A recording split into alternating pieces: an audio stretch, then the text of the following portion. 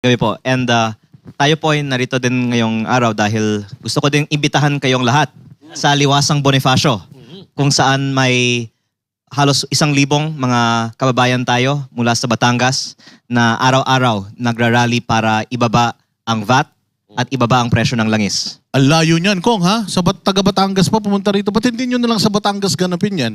Yung Kongreso nandito eh. Ayun. Kung para ipababa ang VAT o hindi ipababa yung presidente? Linawin lang natin. Ang sinasabi nila bumaba. bumaba. Okay. Kung kung anong ibaba, Dapat sa inyo na lang. Yung VAT ang ano. Kasi yan ang isa sa inaano ngayon ni Kong. Ang pinaglalaban niya ay dahil sa krisis, yung VAT ibaba o kaya naman ay tanggalin. Tama po, Kong, di ba? Simulan natin. Negosyante kasi si Kong Leviste. So alam niya kung paano yung sistema ng mga presyuhan, hindi ba? So sa tingin mo ba, yung mainit na issue ngayon diyan sa pagtaas ng presyo ng diesel, katanggap-tanggap ba yung ganung kalaking itinaas kahit na meron pa tayong enough na stock? Well, first of all, by the way, thank you for having me kasi maraming nga tayong tatalakayin tungkol sa ekonomiya, pati na rin yung mga flood control questions from before. At bago natin pasukin ang mas malalim na diskusyon sa ekonomiya, gusto ko ding sabihin na nalulungkot ako na medyo natakpan na ang flood control issue. At sana in this episode, we will continue to keep alive the discussion. That's also one of the reasons why initially ayaw kong mag-participate sa mga hearings sa Kongreso tungkol sa kung ano-ano dahil nakikita ko na nagbe-benefit yung mga nasangkot sa flood control issues sa pag-divert na ng attention sa usapin ng ekonomiya at ayokong maging complicit naman dyan. Pero kung meron tayong episode ngayon, we can talk about the economy and then we can talk about flood control. Alright. But on the VAT, I just think that it's evil that instead of collecting taxes from the big corporations, which is really what the fuel excise tax, which is now being suspended, is for, we're instead collecting taxes from ordinary Filipinos. Kasi ang VAT ay binabayaran ng lahat. At ang Pilipinas ang may pinakamataas na pagtaas ng presyo ng langis among our nearby ASEAN countries. Kaya hindi po maaaring sabihin na ito po ay global crisis at hindi kasalanan ng pamahalaan. Kaya mas mataas pa ang binabayaran natin dahil tayo nga may pinakamataas na VAT sa Southeast Asia na hindi pa isinususpende ng pamahalaan. At ang DOF ay nagsasabi na pinag-aaralan pa nila ang pagsuspende ng VAT sa petroleum products. Kaya sana hindi magiging futile ang mga rally o ang mga pangangampanya ng ating mga kababayan para ibaba ito dahil bukas pa sa posibilidad na ibaba ang VAT ang ating pamahalaan at pag mas dumami pa ang ating mga kababayan na nananawagan para dito, then sa tingin ko magre-react ang ating gobyerno. Dahil parang ganyan din yung pattern na nakikita natin. Kapag tahimik, walang aksyon. Pero pag mainit na ang issue, bibigay ang ating gobyerno sa kagustuhan ng mga tao para manatili sila sa kanilang pwesto. Kong, siguro itanong muna natin, kasi pag-uusapan natin tong VAT na inyong pinaglalaban. Marami kasi nagsasabi ng mga kababayan natin, lalo na yung mga ordinaryong Pilipino, na di naman kami nagbabayad ng tax. Di naman kami apektado dyan sa VAT.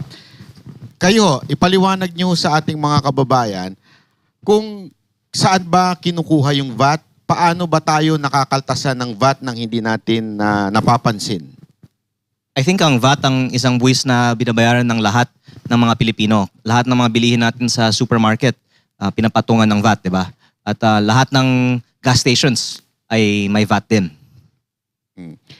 Ito ang tinatanong ng iba kung sinasabi ninyo na babawasan. Saan naman magkakaroon ng source ang gobyerno para sa pondo, para pagsilbi sa taong bayan? Siyempre, pag binawasan mo kita ng gobyerno, maaaring maapektuhan yung mga ospital o di kaya naman yung Programa. programa ng gobyerno sa schools, Kasi tandaan natin, doon din kinukuha yan eh. Paano magiging solusyon kung sakaling ibaba o tanggalin ang VAT? Thank you for that question. If I can answer in detail, ang 2026 national budget ay nasa 6.7 trillion pesos. At ang sinasabing mababawas sa tax collections ngayong 2026 kung tatanggalin yung VAT sa petroleum o kung ibaba ang VAT from 12 to 10%, ay sabihin po natin for the sake of argument, 250 billion pesos. Yan po ay wala pang 4% ng ating 2026 budget. At ang Kongreso ay may pagdinig nung Wednesday kung saan ipinagmalaki ng Department of Budget and Management na meron na silang mga na-identify na non-essential operating expenses sa halaga ng 150 billion pesos. Natuwa ako, akala ko sasabihin nila, tatanggalin nila lahat ng mga non-essential operating expenses. Pero ang sinabi nila, 20% lang ng mga hindi kinakailangang gastusin ito ay tatanggalin nila. Kasama po dito ang traveling allowance ng mga government officials and congressmen and senators, ang representation expenses, ang iba pang mga allowances para sa seminars, at ang computation nila ay ito ay 150 billion. Tinanong ko naman, ang confidential funds na 11.6 billion, kasama ba dito? Ang budget ng Presidential Communications Office na 2.46 billion pesos, kasama ba dito? Ang 22.9 billion pesos para sa ASEAN Summit, kasama ba dito? Hindi pa siya kasama. Kaya kung isama-sama natin lahat ng mga tunay na hindi kinakailangang gastusin ng ating gobyerno, makakabuo tayo ng 250 billion pesos.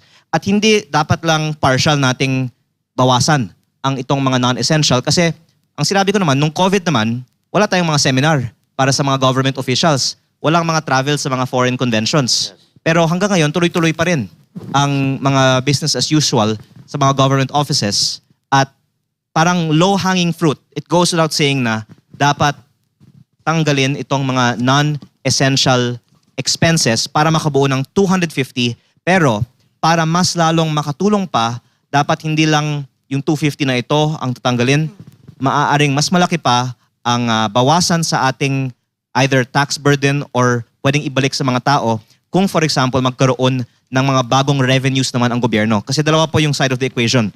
Lower expense and higher revenue na hindi manggagaling sa mga ordinaryong tao. Ang obvious na solusyon para magkaroon ng mas makatarungang buwis ay gumawa ng buwis na nagtatarget lamang sa mga bilyonaryo. At may mga mekanismo din na pwede kong ding banggitin mamaya para may targeted tax para sa mga pinakamayayaman na hindi babayaran ng mga ordinaryong Pilipino. At panghuli, meron din napakalaking tax evasion sa ating bansa both sa BIR at sa Bureau of Customs. At tinanong ko din sa congressional hearing kung 1/3 ng ating mga tax revenues ay ine-evade. At ito po ay sa customs lang, aabot sa sabihin po natin 500 billion pesos per year or at least a few 100 billion pesos per year. Then bakit natin hindi talakayin na lang paano natin masugpuin ang korupsyon sa mga ahensyang ito para hindi naman manggagaling sa mga ordinaryong Pilipino ang revenues para sa mga essential government services kung hindi manggagaling na lang sa mga sangkot sa korupsyon kung sa DPWH man o sa customs man. Pero ang tanong, bakit hindi na lang i-push ninyo yung non-essential ang tipirin instead of touching the VAT? Kasi non-essential pa lang, 250 billion na. Kung tipirin nga yung non-essential, then makaka-afford ang gobyerno na bawasan ang VAT. Kasi yung VAT will result in a, let's say, 250 billion pesos decrease. But if you save on the non-essential, then the government can fund the lowering of the VAT. Kung tama yung sinabi ng mother mo, no, na bawasan yung luho siguro. Yung mga travels, yung mga unnecessary expenses ng gobyerno. Pero ang tanong kasi dito, dito sa VAT, ito ba ay makakatulong talaga sa mga Pilipino kung babawasan itong VAT? Or hindi ba po pwede na i-trace na lang itong mga tinatawag natin na mga lumalabag sa batas ng BIR, itong mga tax evader, para mabawi natin yung nawawalang pera sa gobyerno? Kaya nga natin gustong either bawasan ng gastos o hanapan ng additional revenues para mababaan natin ang VAT na binabayaran ng mga ordinaryong Pilipino. Hindi ba po pwedeng hanapin natin or i-trace natin kung sino itong mga tax evader? Like nung panahon ni Pangulong Duterte, di ba? Yung mga malalaking negosyante, pinagbayad niya. Binawi niya yung pera na hindi binabayad. So, hindi ba natin pwedeng gawin ngayon yun? Yun nga po ang talagang kailangan gawin. At speaking of that, ang isa pang malaking source of lost revenue sa ating gobyerno ang smuggling ng tobacco products. Hindi lang ang petroleum products at ang ibang mga agricultural imports. At ang isang magandang naging resulta ng mga tax reforms nung previous administration ay ang pagdagdag ng buwis sa tobacco, sin tax. At nakikita ko din sa Kongreso na hindi natin tinatalakay ang mga sin taxes o ang mga taxes na sinasabi ng lahat ng mga eksperto ang pinakaunang dapat patawan dahil may mga malalaking kumpanya na maaapektuhan sa mga buwis na ito at ang hindi nga napapansin sa ating traditional media ay ang control ng mga malalaking kumpanya sa agenda sa Kongreso. Ano po ang importante? Ngayon kasi nabibigay ng ayuda yung gobyerno pero hindi lahat nabibigyan So, kung mabawasan natin ang tax, so pwede ba pagsabayin yan?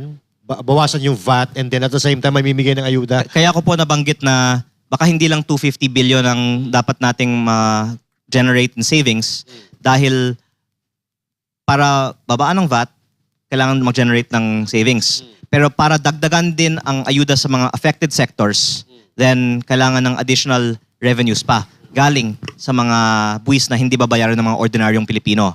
At ang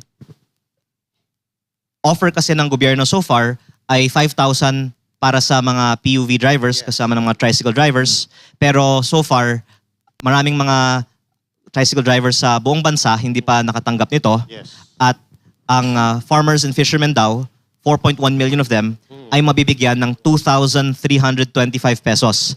At nakakalungkot nga na ipinagmamalaki ng ating gobyerno na magbibigay pa sila ng 2,325. Wala pong basihan sa pangangailangan ng mga pamilya nila ang halagang yan. Yan lang ang na-afford ng gobyerno base sa ating budget. Pero kung madagdagan natin pa ang revenues from progressive taxes, then makaka-afford ang ating gobyerno ng mas malaki pang tulong para sa mga targeted sectors. Pero ako po ay medyo cynical din sa ayuda ng ating gobyerno ngayon dahil ang nakikita natin pag nakakausap natin ng mga tao sa ground, maraming mga hindi nabibigyan. At yung mga malapit lang sa mga political leaders ang madalas nabibigyan at ito po ay nagiging isang paraan para maka-exercise ng political control sa iba't ibang mga lugar at system of patronage ang ating gobyerno. At ang lumalabas nga yan ang naging isa sa mga flagship programs ng ating administrasyon ngayon na sana tigilan at buksan naman ang discussions for more tax breaks instead of more ayuda. Sa tigilan yung pagnanakaw, no? Yung number one. Opo, pero ang paggamit ng ayuda as a means to control the political situation ay parang din pagnanakaw. Kasi ang ayuda ay dapat gagamitin para sa tao, hindi para sa political agenda ng mga politiko. Parang na rin sila nagnakaw ng pera ng bayan para pakinabangan ng sarili nilang interes. Kung diretsong tanong, no? Pwede mo bang pangalanan sino yung humaharang dito? Kasi obviously, sangayon ako, talagang tanggalin na yung VAT na yan Talagang perwisyo yan. Itong si Batman, talagang yan ang perwisyo Pero dapat mabilis pa sa 4:00 yan. Dapat nung tumaas agad ng gasolina, talagang tinanggal agad-agad yan. So definitely, may humaharang dyan. Sino may influence? Sino ang ayaw matuloy ang VAT na yan? Baka pwede mo nang pangalanan, diretsuhin natin. Okay. Ang aking panukalang batas para ibaba ang VAT last year ay sinuportahan ng karamihan ng mga miyembro ng Committee on Ways and Means. Pero ayaw ng committee i-schedule yung botohan nito hanggat hindi maaprubahan ng Department of Finance. At ang Department of Finance ay nag-submit ng position paper tutol sa pagbaba ng VAT at ang position paper na ito ay pinirmahan ni Secretary Ralph Recto. So sa madaling salita, si Batman, tsaka yung mga tao niya ang talagang pumipigil nito. Po, walang personalan, matter of fact diretso lang. Oo. Hindi pinagbotohan pa ng Kongreso ang pagbaba ng VAT dahil sa position paper ng Department of Finance na pinirmahan ni Secretary Ralph Recto. Ito bang committee nila Redon? Saan kaya to? May sangayon kaya sila dito sa... Alam nyo, kaya gusto kong pagbotohan na ito sa Kongreso kasi walang congressman na on the record umaamin na ayaw nilang ibaba ang VAT. At I think kung malaman ng lahat ng mga constituents nila na may ganitong panukalang batas, kahit anong position paper ng Department of Finance, I think the people's will should prevail to lower the VAT. Pero sa tingin ninyo, kung sakali lang na matanggal nga itong VAT, mababawas kaya to sa presyo ng gasolina? Kasi ako duda rin dito dahil humingi ng emergency powers tong presidente. Pero wala namang nangyari, di ba? Nag-grant naman yung emergency powers. So baka ito, sinasabi nila wala din silang control sa presyo ng langis. Kahit alisin nila yung VAT, baka mamaya magbabawas lang sila ng piso, utang na loob pa natin. Actually, totoo yan. Lalo na when it comes to the fuel excise tax. Kasi ang fuel excise tax ay binabayaran ng mga malalaking kumpanya at depende na lang sa kanila kung i-pass on ito sa mga consumers. Pero yung VAT naman, binabayaran natin sa ating mga resibo. Nakikita natin yung porsyento ng VAT. Kaya siguro yan ay mas makaka-translate into savings. Baka itataas lang nila yung presyo kung kunwari ng mas mataas, tapos aalisin yung VAT. Pero ang suma total, parang yung sale. Diba minsan itataas lang nila yung presyo, kunwari isi-sale ng 20%. Pero ang total niyan, kasi hindi natin kontrolado itong mga, parang may kuntsabahan parang may monopoly. Yun nga din yung lumalabas na isang possibility na may collusion ang mga gas companies sa kanilang mga presyo. Pero ang isang textbook solution dyan ay gumawa ka na lang ng gasolinahan at magbigay ka ng mas mababang presyo.